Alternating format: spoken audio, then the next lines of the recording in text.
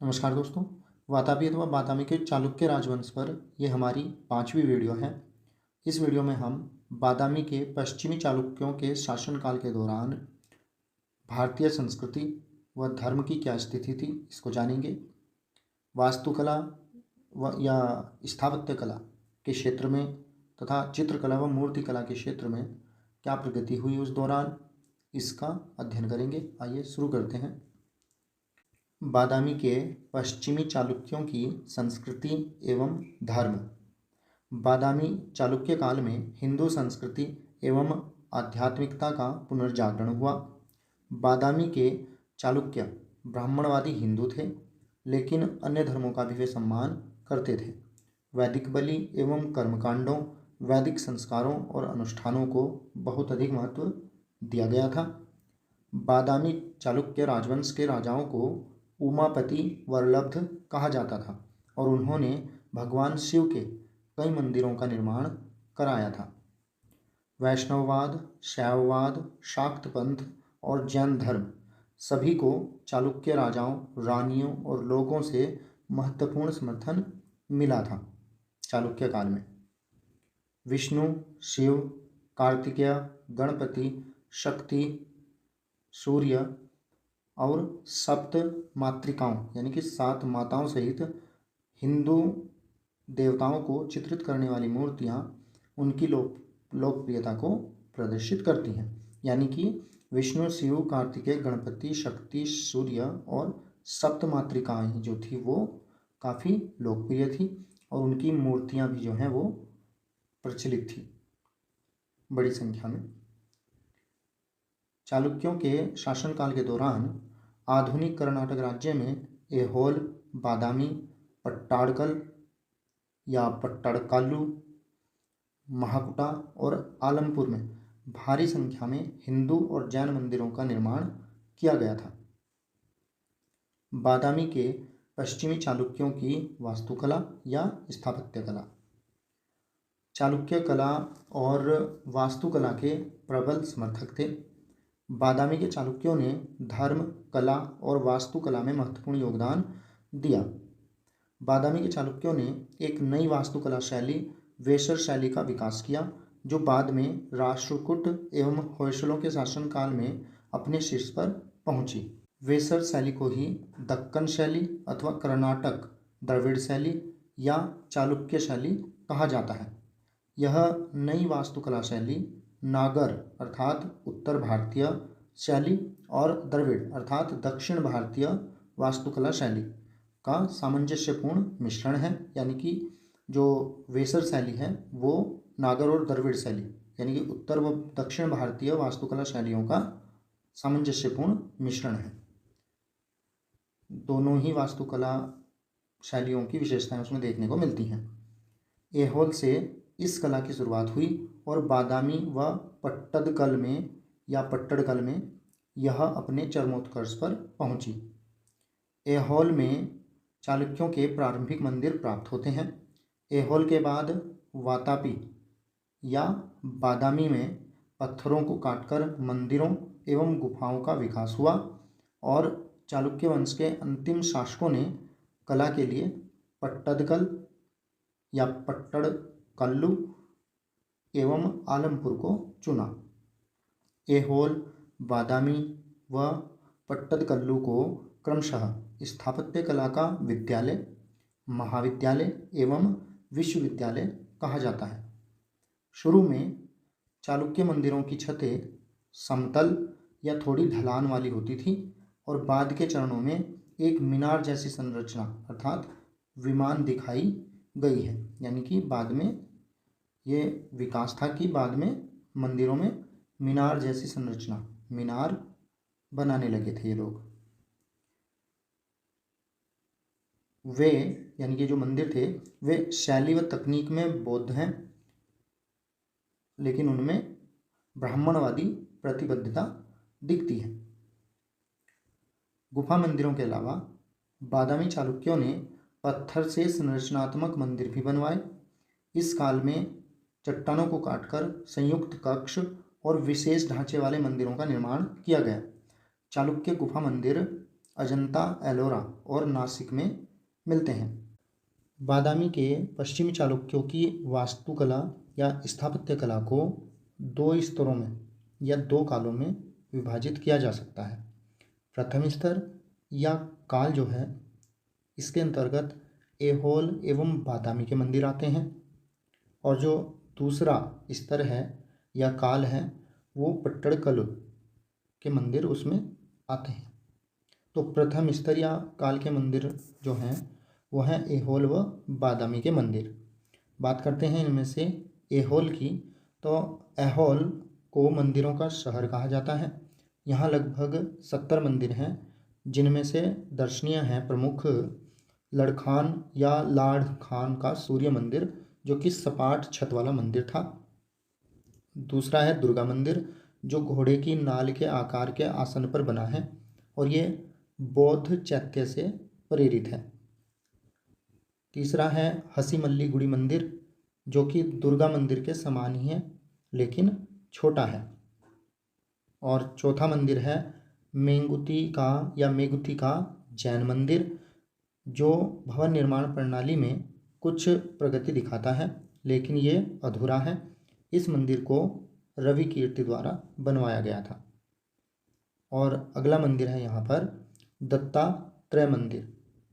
ऐहोल में स्थित यह मंदिर चालुक्य वास्तुकला के शुरुआती उदाहरणों में से एक है। इसमें भगवान दत्तात्रेय की एक 3 सिर वाली छवि और विस्तृत नक्काशी है। प्रथम स्तर या काल के मंदिरों का दूसरा स्थल है बादामी। बादामी के गुफा मंदिरों में खम्भों वाला बरामदा, मेहराब युक्त कक्ष, छोटा गर्भगृह और इन गर्भगृहों की गहराई प्रमुख है। बादामी के भूतनाथ व येल्लमा के मंदिरों की स्थापत्य कला सराहनीय है। बादामी के मंदिरों में मेलागित्ती शिवालय एक छोटा किंतु समानुपाती एवं वैभवशाली मंदिर है। पत्थरों को काटकर बनाए गए 4 कक्ष बादामी में ही हैं और ये सभी के सभी एक जैसे हैं। इन 4 कक्षों में से 3 हिंदू धर्म से संबंधित हैं और 1 जैन धर्म से संबंधित है। बादामी में मिले ये 4 कक्ष या गुफाएं क्रमशः शिव, विष्णु अवतार व जैन तीर्थंकर पार्श्वनाथ से संबंधित हैं। एक एक करके इनका थोड़ा संक्षिप्त विवरण हम आपसे साझा करेंगे। बात करते हैं गुफा या कक्ष संख्या 1 की। तो इसमें गुफा मंदिर के अंदर खुदी हुई एक महत्वपूर्ण मूर्ति भगवान शिव की नटराज के रूप में है। वहाँ हरिहर, आधा विष्णु और आधा शिव का भी निवास है, यानी कि यहाँ पर हरिहर की मूर्ति मिलती है। इसमें हिंदू पौराणिक कथाओं के देवताओं और दृश्यों की जटिल नक्काशी की गई है।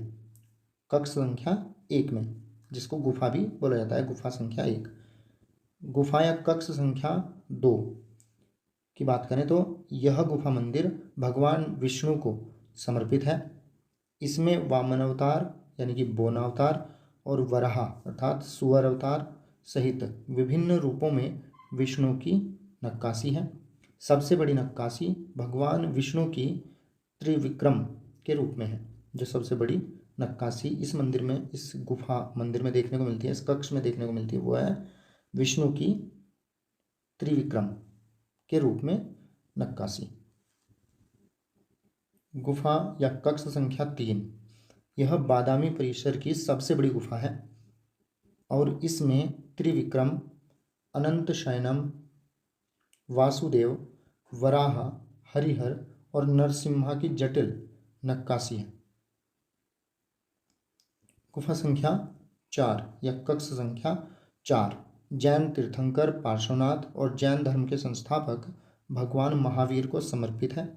इस गुफा मंदिर में बाहुबली, पार्श्वनाथ और महावीर आदि जैन तीर्थंकरों और अन्य जैन देवताओं की विस्तृत नक्काशी देखने को मिलती है, यानी कि मूर्तियां वहाँ पर इनकी देखने को मिलती हैं।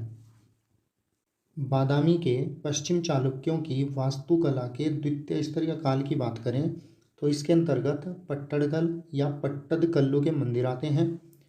मालप्रभा नदी के तट पर स्थित पट्टदकल में मंदिरों का समूह सबसे उत्कृष्ट चालुक्य वास्तुकला का प्रदर्शन है और इसीलिए इसे 1987 में यूनेस्को की विश्व विरासत सूची में शामिल किया गया।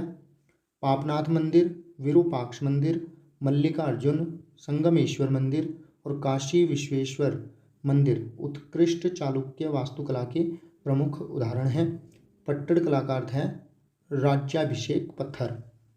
पट्टदकल में 10 मंदिर हैं और ये मंदिर हिंदू व जैन दोनों ही प्रकार के हैं, दोनों ही धर्मों से संबंधित हैं। इनमें से 4 उत्तरी और 6 दक्षिणी शैली के हैं, अर्थात 4 मंदिर नागर शैली के और 6 मंदिर द्रविड़ शैली के हैं। इनका विवरण इस प्रकार से है। दक्षिण या द्रविड़ शैली के मंदिरों में शामिल हैं संगमेश्वर, विरूपाक्ष, मल्लिकार्जुन, गल्पनाथ, सोमेश्वर और जैन मंदिर। और उत्तर या नागर शैली के मंदिरों में शामिल हैं पापनाथ, जम्बुलिंग, कदा सिद्धेश्वर तथा काशी विश्वेश्वर। ये 4 मंदिर उत्तर या नागर शैली के मंदिर हैं। विरूपाक्ष मंदिर, यानी कि सबसे पहले हम बात करेंगे द्रविड़ शैली के मंदिरों की, जिनमें सबसे पहले बात करेंगे विरूपाक्ष मंदिर की। विरूपाक्ष मंदिर यहाँ का सर्वश्रेष्ठ मंदिर है। इसे 745 में विक्रमादित्य द्वितीय की पत्नी लोक महादेवी ने कांची के कारीगरों द्वारा द्रविड़ शैली में अपने पति की कांची के पल्लव पर विजय के स्मारक के रूप में इसको बनवाया था। किसने? लोक महादेवी ने 745 में। चालुक्य काल में सर्वप्रथम इसी मंदिर में गोपुरम मिलता है।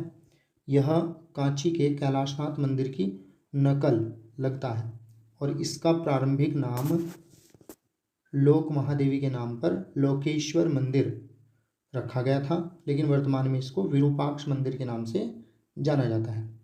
इसके निर्माता वास्तुकार श्री गुंडन अनिवारिताचारी को चालुक्य सम्राट विक्रमादित्य द्वितीय ने तेनकानादिशेय सूत्राधिकारी अर्थात दक्षिण भारत का वास्तुविद और त्रिभुवनाचार्य की उपाधि से सम्मानित किया था। मंदिर की दीवारों पर उत्खनित या उत्कीर्ण रामायण के दृश्यों का शिल्पी श्री गुंडन ही था। दूसरा मंदिर है यहाँ का संगमेश्वर मंदिर। विरूपाक्ष मंदिर से कुछ समय पूर्व द्रविड़ शैली में बना संगमेश्वर मंदिर भी लगभग इसी श्रेणी में आता है। यह मंदिर अपनी विस्तृत नक्काशी और जटिल मूर्तियों के लिए प्रसिद्ध है, जो हिंदू पौराणिक कथाओं और धार्मिक जीवन के विभिन्न पहलुओं को दर्शाते हैं। अगला मंदिर है जैन मंदिर। यहाँ का नारायण जैन मंदिर पट्टदकल्लु बादामी मार्ग पर स्थित है। यह मान्यखेत के राष्ट्रकूटों के द्वारा द्रविड़ शैली में बनवाया गया था। अगला मंदिर है द्रविड़ शैली का मल्लिकार्जुन मंदिर। यह मंदिर विक्रमादित्य द्वितीय की रानी त्रिलोक महादेवी द्वारा 745 में बनवाया गया था। मल्लिकार्जुन मंदिर में कृष्ण लीला से संबंधित अंकन देखने को मिलता है। अब बात करते हैं उत्तरी शैली नागर शैली के मंदिरों की, तो उनमें सबसे पहला नाम आता है पापनाथ मंदिर का। यह मंदिर उत्तरी शैली के मंदिरों में सबसे महत्वपूर्ण है। नागर द्रविड़ शैलियों का मिश्रण जो है सबसे पहले पापनाथ मंदिर में ही देखने को मिलता है, यानी कि जो नागर द्रविड़ शैलियों का मिश्रित प्रयोग किया गया सबसे पहले वो पापनाथ मंदिर में ही किया गया।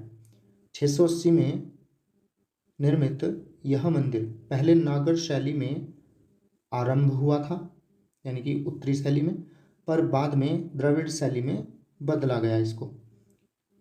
इस प्रकार पापनाथ मंदिर मिश्रित शैली या वेशर शैली में निर्मित है, पूर्ण रूप से, यानी कि ये नागर शैली में या द्रविड़ शैली में नहीं है।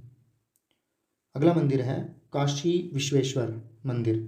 यह मंदिर राष्ट्रकूट वंश ने 8वीं शताब्दी में नागर शैली में बनवाया था। यहाँ पट्टदकल में 9वीं शताब्दी के कुछ बहुत ही सुंदर शिल्प के नमूने मिलते हैं। इन्हें अमोघ वर्ष प्रथम या उसके पुत्र कृष्ण द्वितीय ने बनवाया था। हाल ही में मुदिमानिक्यम गांव में बादामी चालुक्य शासनकाल के कदंब नागर शैली के 2 मंदिर मिले हैं। मुदिमानिक्यम गांव तेलंगाना के नलगोंडा जिले में कृष्णा नदी के किनारे पर स्थित है। मुदिमानिक्यम गांव में ही 5 मंदिरों के समूह के एक स्तंभ पर लेबल शिलालेख लिखा गया है। इन 5 मंदिरों के समूह को पंचकुट के नाम से जाना जाता है। लेबल शिलालेख जो है वो 8वीं या 9वीं शताब्दी ईस्वी का है। लेबल इस शिलालेख को गंडालोरंगु के रूप में पढ़ा गया है, यानी कि जो इसका शीर्षक है वो गंडालोरंगु के रूप में इसको पढ़ा गया है इस शिलालेख को। तो ये हाल ही में भी खुदाई हुई है वहाँ पर, तो ये मिला है जिसका संबंध बादामी चालुक्य शासनकाल से जुड़ता है। आगे बढ़ते हैं। बादामी के पश्चिमी चालुक्यों की मूर्ति कला। चालुक्य शासनकाल में मूर्ति कला की भी प्रगति हुई। विक्रमादित्य द्वितीय ने मंदिरों के निर्माण के लिए कांचीपुरम से कई मूर्तिकार अपने राज्य में बुलाए। बादामी में मिले 3 हिंदू और एक जैन कक्षों में अनेक सुंदर मूर्तियां मिलती हैं। हिंदू कक्षों में एक गुफा में अनंत के वाहन पर बैठे हुए विष्णु की और नरसिंह की 2 मूर्तियां बहुत ही सुंदर हैं। विरूपाक्ष मंदिर की दीवारों पर शिव, नागिनियों तथा रामायण के दृश्यों की मूर्तियां बनाई गई हैं। एलोरा की अनेक मूर्तियां चालुक्यों के शासनकाल में बनाई गई थी।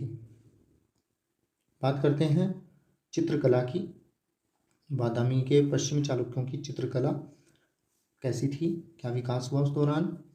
चालुक्यन राजा न केवल मंदिर बनाने में रुचि रखते थे बल्कि चित्रकला की कला को भी, आर्ट ऑफ ड्राइंग को भी प्रोत्साहित करते थे वो। उन्होंने ये किया। अजंता और एलोरा की गुफाएं बहुत सुंदर चित्रकला के लिए विश्व प्रसिद्ध हैं। अजंता की गुफा संख्या 1 में पुलकेशिन द्वितीय के समय फारसी दूत मंडल के स्वागत का भव्य दृश्य देखने को मिलता है। चालुक्यों ने कई गुफा मंदिर बनाए जिनमें सुंदर भित्ति चित्र भी अंकित किए गए। अनेक स्थानों पर गुफाओं की दीवारों को सजाने के लिए भी चित्र बनाए गए। चालुक्यों ने ही पाषाण भवन अर्थात बिना सीमेंट के पत्थरों को जोड़ने की कला में महारत हासिल की थी। आगे बात करते हैं बादामी के पश्चिमी चालुक्यों के साहित्य की। बादामी के चालुक्य भी जो थे वो कन्नड़ साहित्य व संस्कृत साहित्य के संरक्षक थे। हालांकि बादामी के चालुक्यों के कन्नड़ साहित्य का अधिकांश भाग आज नहीं बचा है। पुलकेशिन द्वितीय के दरबारी कवि एवं प्रसिद्ध संस्कृत विद्वान रवि कीर्ति ने संस्कृत भाषा में ही ऐहोल शिलालेख लिखा था। एक और शिलालेख हमें मिलता है बादामी शासनकाल के शुरुआती दिनों का कप्पे अरभट्ट अभिलेख। इसमें कन्नड़ लिपि में 10 पंक्तियों में लिखे गए 5 छंद हैं। इस शिलालेख को कन्नड़ कविता शिलालेख के नाम से जाना जाता है। चालुक्य शासनकाल के दौरान अनेक ब्राह्मण ग्रंथ भी लिखे गए थे। तो ये थी कुछ जानकारी बादामी या वातापी चालुक्य शासनकाल के दौरान धर्म, संस्कृति, स्थापत्य कला, चित्रकला और साहित्य के विकास के संबंध में। उम्मीद करता हूँ कि ये वीडियो आपको पसंद आया होगा। Thanks for watching. Please like and share the video and subscribe my channel.